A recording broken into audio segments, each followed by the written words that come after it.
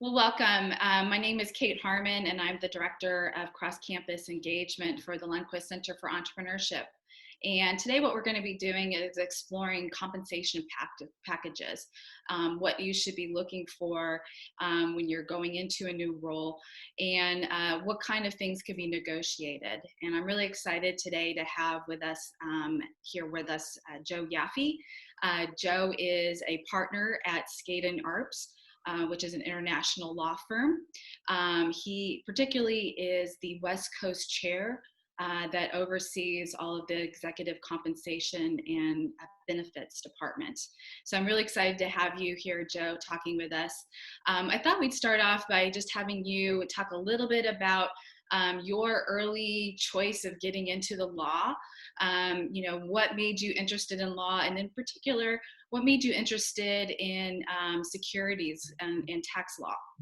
Sure, I'd be happy to, and thanks for having me. So it's funny, I'm not one of those people that grew up thinking that I wanted to be a lawyer or go to law school. And in fact, when I finally got to law school, I kind of had an innate distrust of those people who said that they always wanted to be lawyers, and I still do. I was actually planning to go to business school out of college. That was where my interests really lay. But funny story, I was living in New York City at the time, and I had all my business school applications in the back of a car, and I parked with a friend to get some dinner. When I came back, they'd all been stolen, in a classic New York sort of story. So I took that as a sign that maybe business school wasn't for me. I took a year and tried to figure out what I wanted to do and applied to law school. At this time, I had kind of a vision of being a small town lawyer and doing a little bit of everything for people in the middle of nowhere somewhere, kind of an idyllic country lawyer. But that once I got into law school and had a better sense of all the different career paths and avenues you can take, whether it's on the corporate side or criminal law or governmental regulation law, I got more interested in sort of branching out, and the rest is somewhat history. Very interesting, very interesting. And so in your current role at Skadden Arps, can you describe a little bit about what you do for companies? Sure. Maybe what your typical day looks like? Sure, because it's a bit of a unique practice. It's not something you learn a lot about in law school. Only a few schools even offer classes. Law schools even offer classes in what I do. The best way to think about it is that whenever companies pay people, whether it's base salaries, cash bonuses, or equity compensation, or through pension plans, or retirement plans, 401k plans, or even through a garden variety dental plan, me and my group are responsible for making sure that those arrangements all work under applicable law, that they're structured in a tax efficient way, that they satisfy securities law concerns, that we're thinking through employment law issues and corporate governance issues and the like. So it's a little bit multidisciplinary.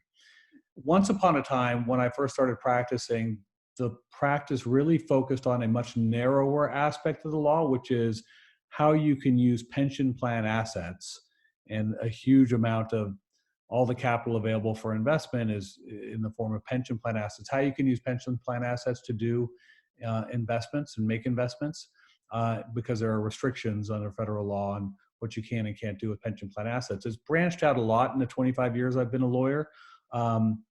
And that's actually a very small piece of what we do. And most of what we do is working with companies who really look at the world this way, especially here in Silicon Valley where I'm based.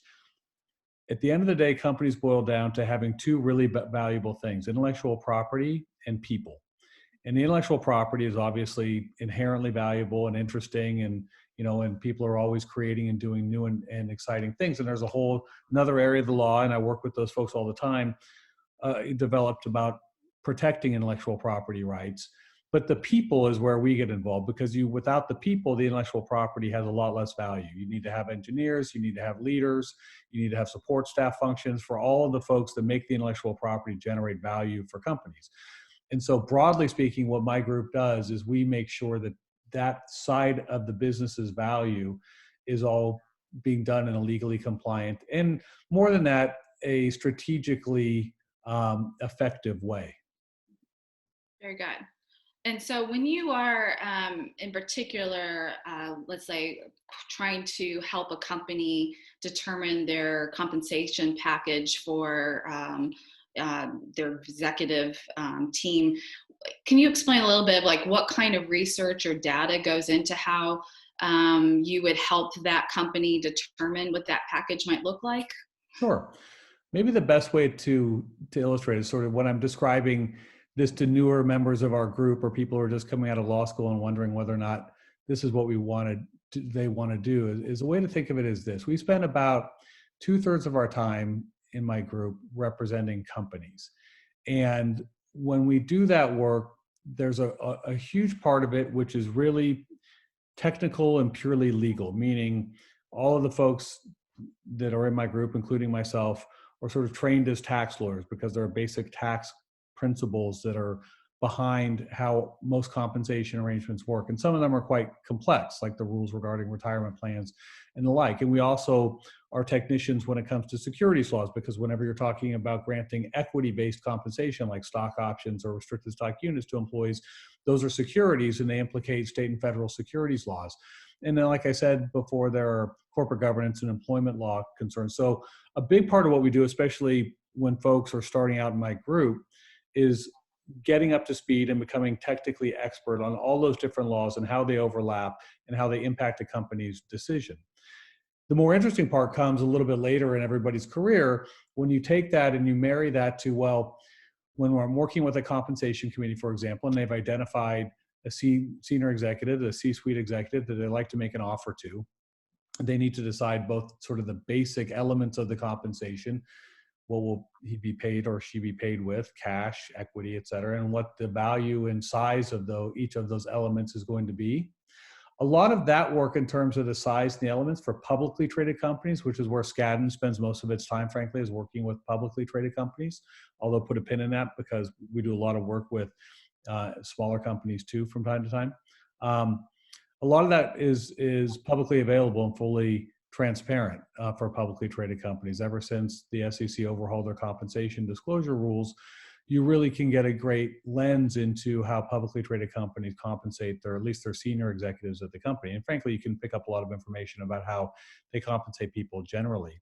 We also work hand in hand with compensation consulting firms who really specialize more in sending out surveys and getting and sorting survey data especially for compensation levels that are below the level of senior executives, to come up with benchmarking and figuring out, what is the 75th percentile of level of base salary for a similar situated senior executive at a company that does the same type of things or is the same size as the company that we're working with.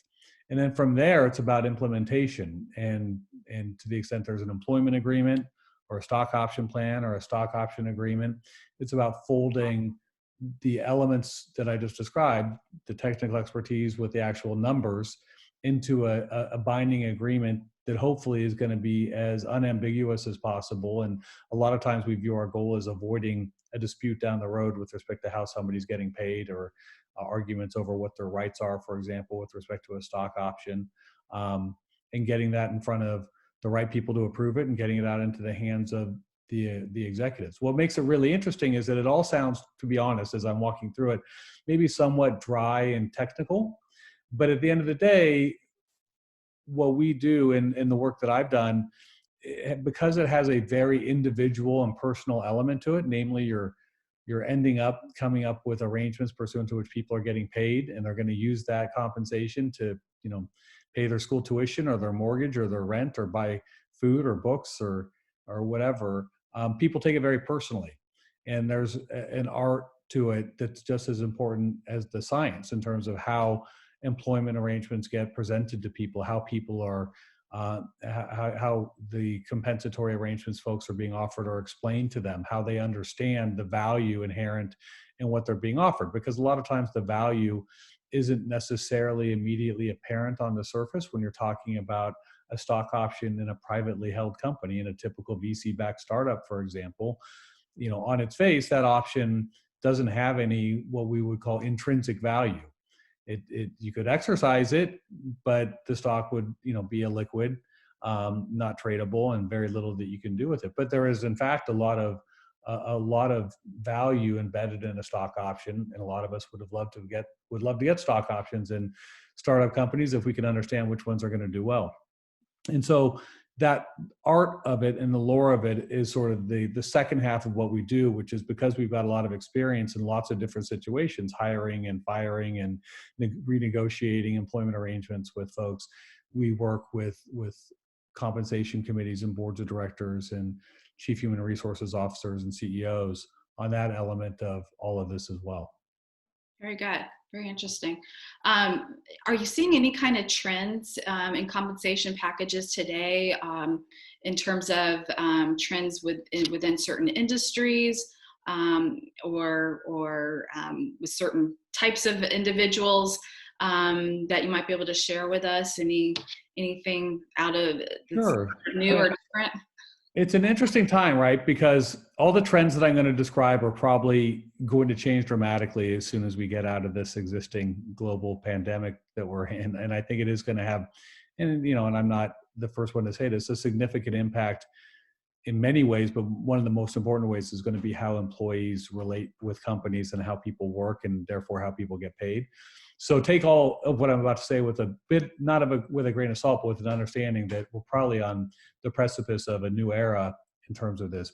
For example, at least in the startup technology company world, it's been, an incredibly hot talent market where companies are bending over backwards and tripping over one another in order to get the best talent in the door and to attract them and to entice them to come work for their company versus their competitors, at least their labor competitors. And the concept, and that's been something that we've seen developing over the last 10 years, really since 2007, 2008, the financial crisis is when we started to see a dramatic uptick.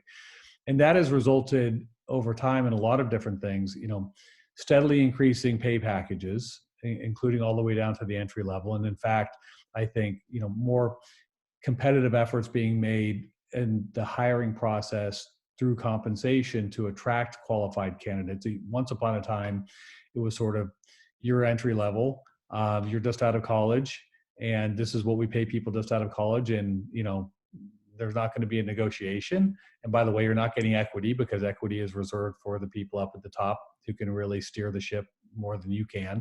And that's changed dramatically, even in companies that are not necessarily traditional technology companies where equity compensation took hold earlier than it did in other industries.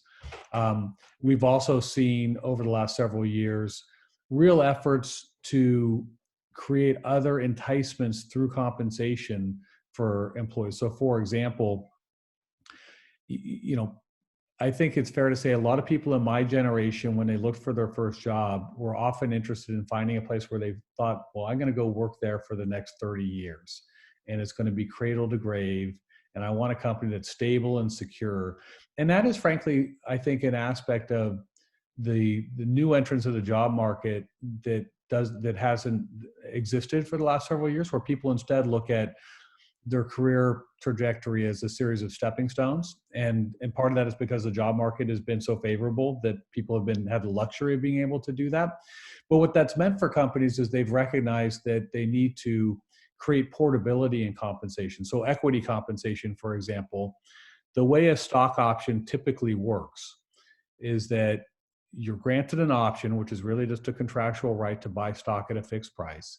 It vests, meaning it becomes exercisable over time, usually. Once it's vested, it's exercisable and you can exercise it. But if you leave the company, the default for a long time has been that you have a limited period of time within which you can then exercise your vested option, typically 90 days. And if you don't exercise your option 90 days after you're no longer an employee, that option just evaporates and it's gone.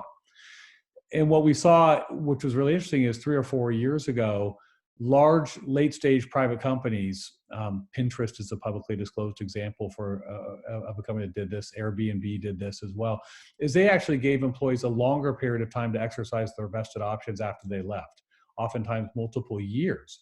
And the idea was that they were sensitive to the fact that employees weren't necessarily coming there to work for them for 30 years. They were coming there to work through the vesting period of their options, and then it was up to the company to either entice them to stay with new opportunities and and increasing rewards through their compensation system, or they were going to leave. And one of the ways they could entice them to come in the door in the first place was to say, look, even if you leave, you'll hold your option, and you'll be able to exercise your option for multiple years.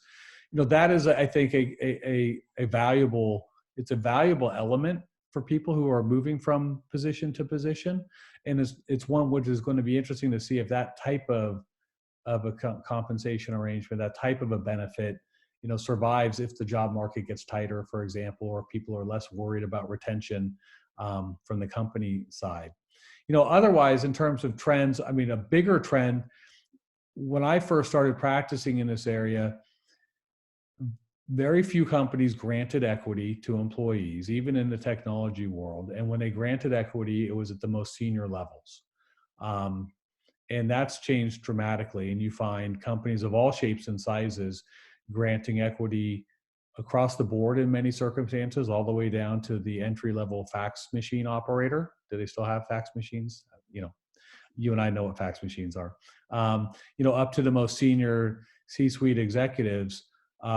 And you also find that equity, which first really took hold in stock options, were a compensation currency of choice for technology companies first, in my experience, really taking hold at lots of companies that have nothing to do with technology. I work with companies that are in the, organic farming space, and they're granting stock options to their employees, or,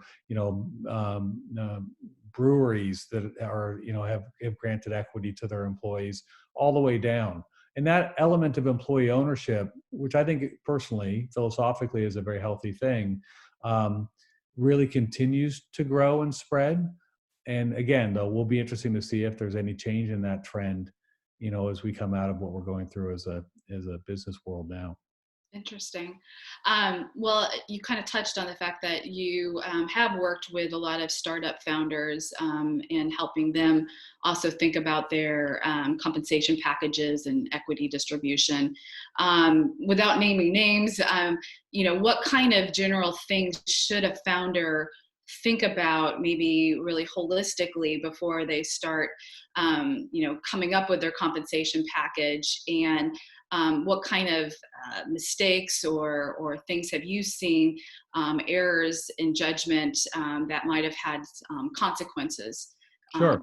if they don't get it right? And I've seen it all, and they're not necessarily intuitive mistakes that people make. But I think that from a founder's perspective, the way to think about this is that share ownership, whether it's the shares that the founder owns by virtue of founding the company, or the shares that are subject to options, which when exercised will result in more shareholders, share ownership is best thought of. It really is just a way of measuring control over a company, first and foremost. And secondly, share ownership and percentage of share ownership really is a measurement of the amount of participation in the value of the appreciation of the company that each individual equity holder is going to have.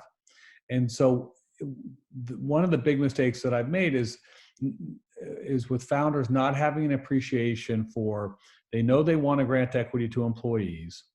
They know they want to do it via stock options. So a common way to do that is to create a stock option that reserves a pool of shares. Let's say, a common benchmark would be, say, 10% of the fully diluted outstanding shares of the company. And that's a number of shares. So if you have 1 million outstanding shares, then you put 100,000 shares in the pool. But what folks need to recognize is that that's a static number. And if you're a growing company and you grant all of those shares, the 100,000 shares get sent out as options. And so you have to assume people will exercise their options. They're not available to issue to anybody else.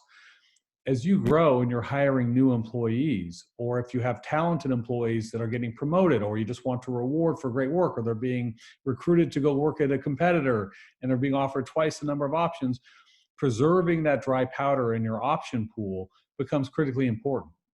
And where founders have gotten into trouble sometimes is not necessarily taking out of the gate, and this is understandable for a true startup that is thinking about how to keep the lights on, next Wednesday, not necessarily thinking about 5 years down the road, but thinking about what is your capitalization table going to look like, taking into consideration the equity that you're going to be granting to your talented employees over the next 3 to 5 years.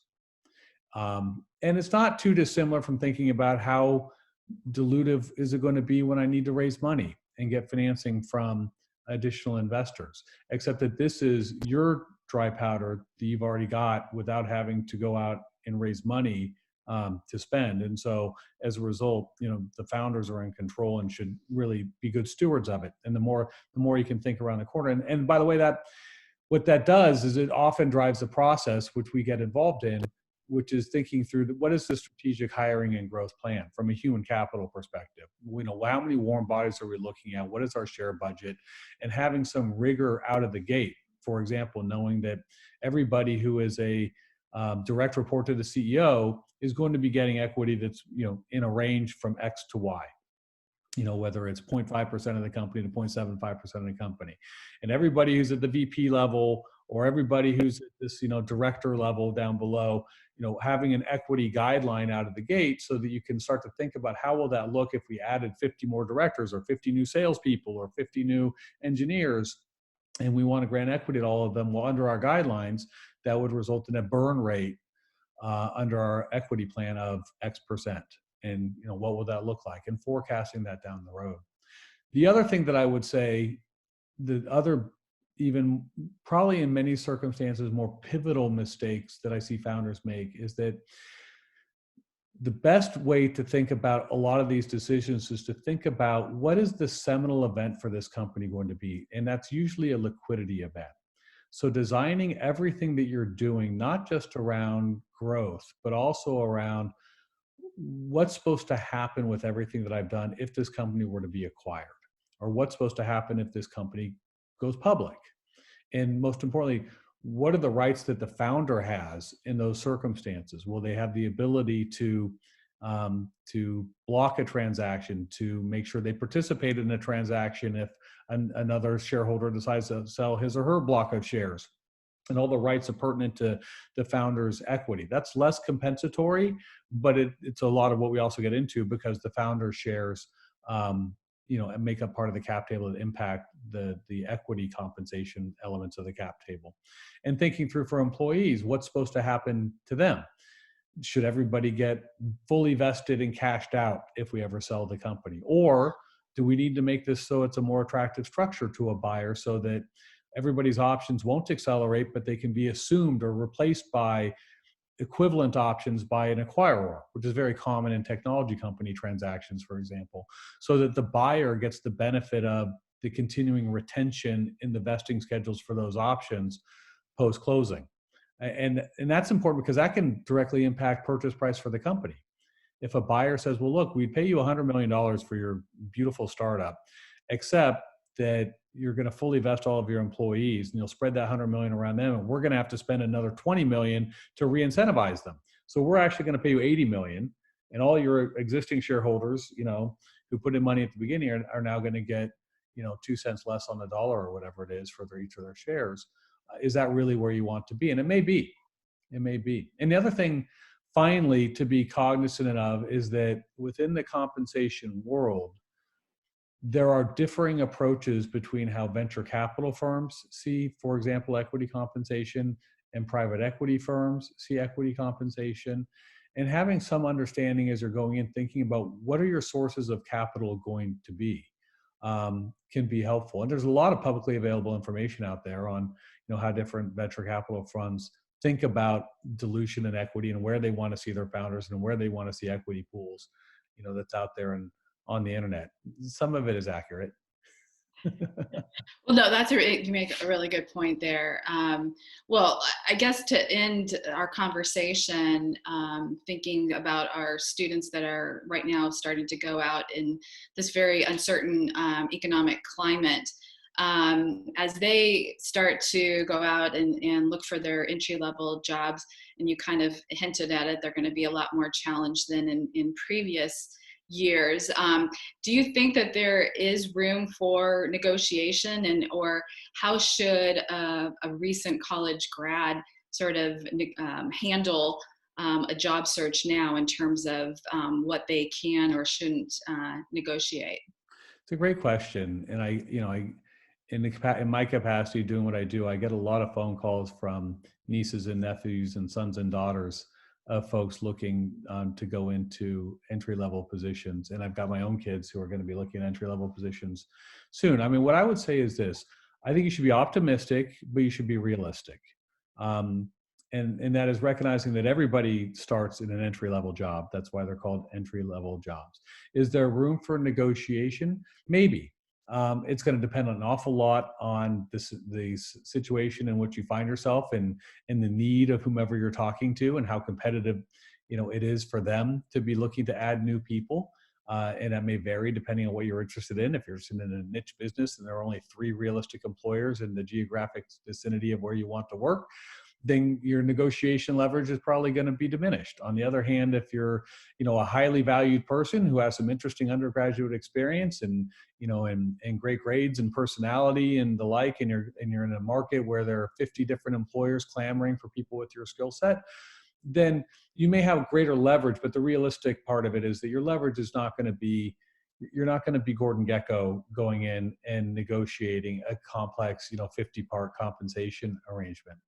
I think what's much more important, and what folks in that position really ought to be focusing on, is understanding how their compensation works. And look, base salary is easy.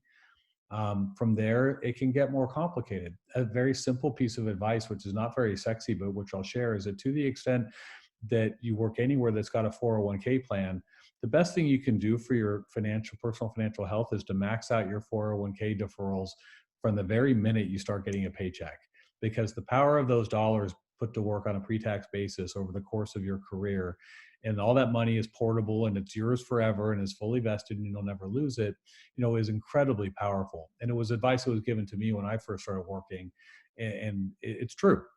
The other thing I would say, though, is that if you're going to work somewhere where you're going to be compensated in equity, if you're going to get stock options, take the time to understand how they work and what the documents. You'll be handed a set of documents. You may be asked to sign them, that will create obligations on the part of the company and an entitlement for you, but it's all subject to rules.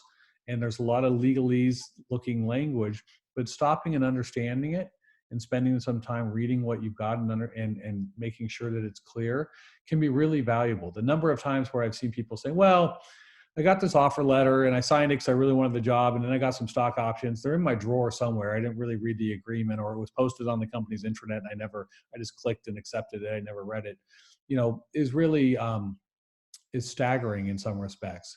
And it doesn't take that long, but that investment of time will not only help you make better compensation decisions and understand where you are when you do have the leverage to negotiate potentially an increase in your deal or your next gig wherever you're going, so you understand where you're starting, can be immensely valuable. Great. Thank you so much, Joe. Joe Yaffe, partner at Skadden Arps. Thank you for your time today, Joe.